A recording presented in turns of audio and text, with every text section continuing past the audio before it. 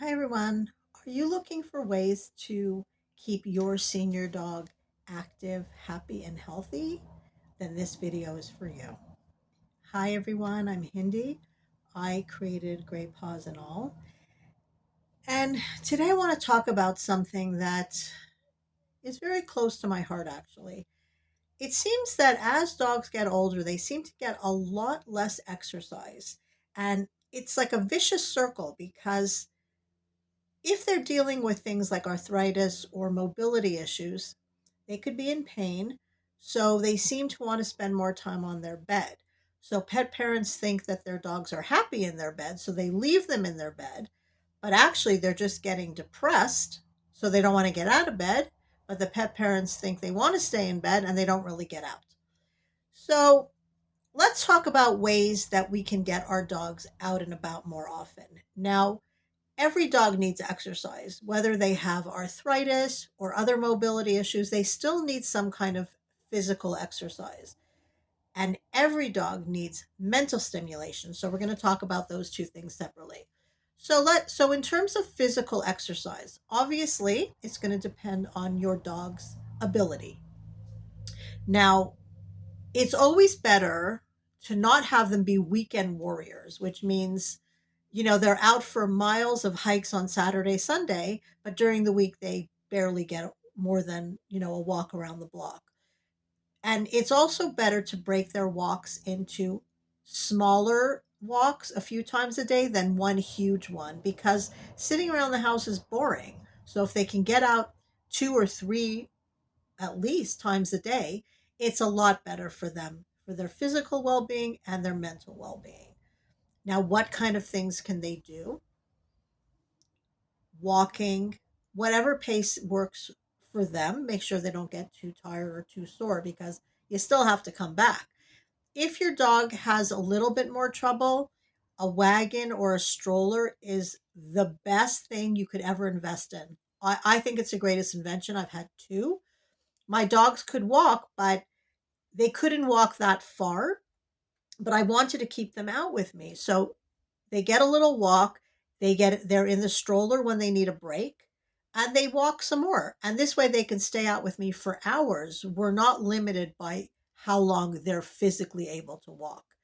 Does your dog like going to visit a friend of his? Take him on a doggy play date.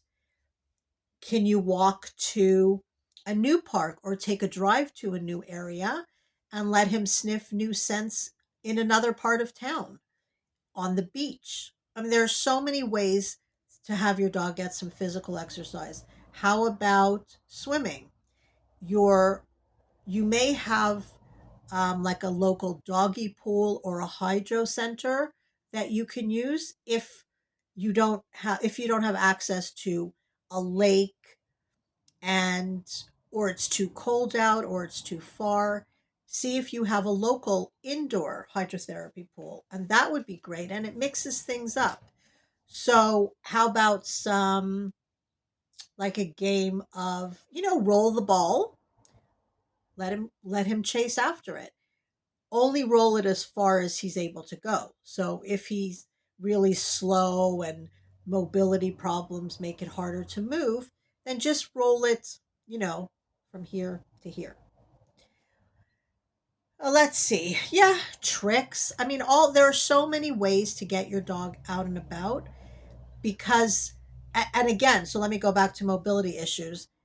Obviously make sure you've seen the vet because he may have problems moving as quickly as he used to, but there's so many medications, there's supplements, there's acupuncture, there's massage, there's laser therapies, there's hydrotherapy. There's so many things you can do to help ease the pain that they're experiencing so they can go out on a nice little walk or on a big adventure. The second thing is mental stimulation. Super, super important.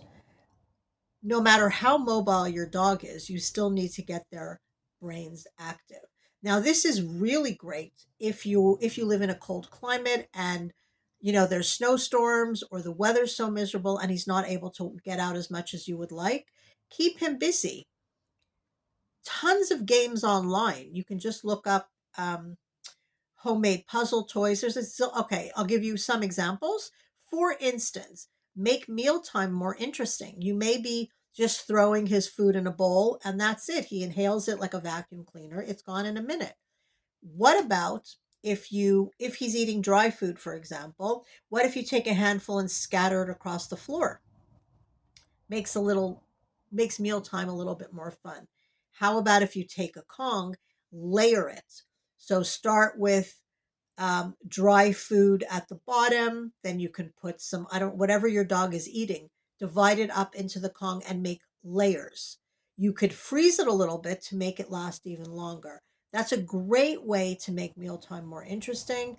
He has to figure out how to get the food out, and it'll keep him busy for a little bit longer than just inhaling the food from his bowl. A slow feeder also helps. Um, I was fostering a Frenchie, so his really flat face made it very difficult to use a Kong and a slow feeder. It doesn't mean you can't, but I couldn't get it to work with him. But there's other ways you can use a snuffle mat where they have to forage. Other ways you can tricks, even though I'm sure he learned to sit years ago. But what about giving you his paw? Stay, wait, drop it, lie down. There's all kinds of tricks you can do. Again, get their brain working. So, what I used to do with one of my dogs, well, I had a puzzle toy. One of them was Outward Bound by Nita Otteson. It was a dog tornado. So it's in the shape of a bone. It has like 3 tiers and it spins around. So there's 4 sections. You can put food in it and then you can make it harder or easier. You can leave all the sections open till they understand what they have to do, then partially close them. You can challenge it if you don't want to spend the money because they can get a little bit expensive and then your dog figures it out and you just wasted all that money. Do something simple like take something like a smelly food that he really likes. Take 3 cups that are fairly easy for a dog to knock over, put it under one, mix it up, and let your dog find it.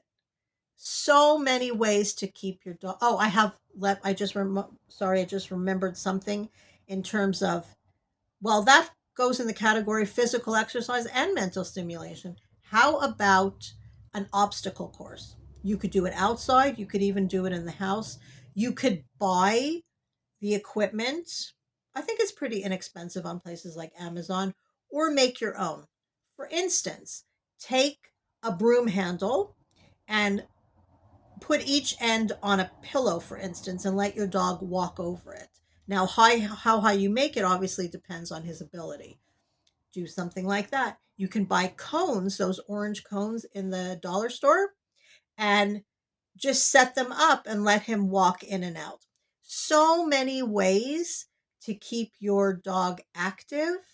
And the more active he is, the healthier he's going to be. He's going to be more engaged. He's going to have things to look forward to. And all this mental stimulation is fantastic for his brain. And it could help stave off dementia if we're lucky. Anyway, that's it for now. I hope you found these tips helpful. Let me know what you do to keep your older dog healthy and active. What physical exercise does he like to do? Or what kind of games have you found that keep him really entertained and living his best life? Anyway, have a wonderful day, everybody, and I'll see you in the next video.